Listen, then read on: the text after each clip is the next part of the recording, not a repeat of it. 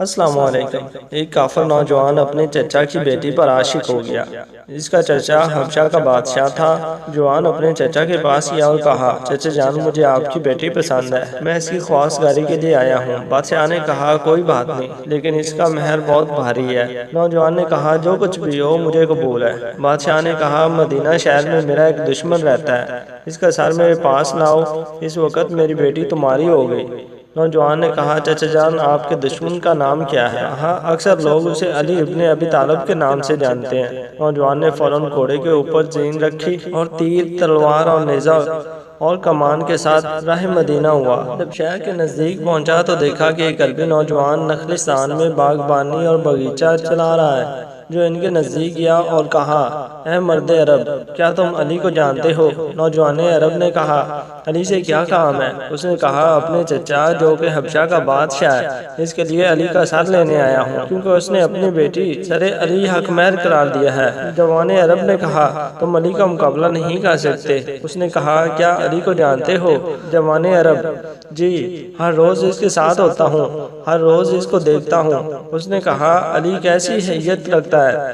کہا میں اس کا سر تن سے جدا نہیں کر سکتا۔ جوان عرب، اس کا قد میرے قد جتنا ہے اور ہیکل یعنی جسامت بھی میرے اندازہ کے مطابق۔ اس نے کہا اگر تمہاری طرح ہے تو پھر مسئلہ کوئی نہیں۔ مرد عرب نے کہا پہلے تم مجھے شکست دو، پھر میں تم کو علی کا پتہ بتاؤں گا۔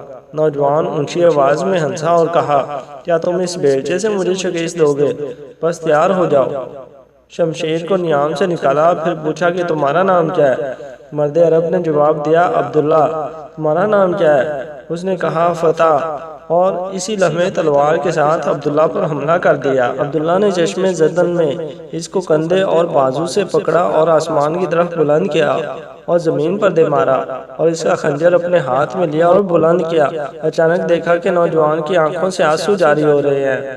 مرد عرب نے کہا کیوں رو رہے ہو؟ نوجوان نے کہا میں اپنے چچا کی بیٹی کا عاشق تھا، آیا تھا کہ علی کا سر اپنے چچا کے لیے لے جاؤں تاکہ وہ اپنی دختر مجھے دے دے، لیکن لگتا ہے ابھی آپ کے ہاتھوں سے مارا جاؤں گا۔ مرد عرب نے نوجوان کو بلند کیا اور کہا آ جاؤ، اس تلوار سے میرا سر اپنے چچا کے لیے لے جاؤ۔ اس نے پوچھا آپ کون ہیں؟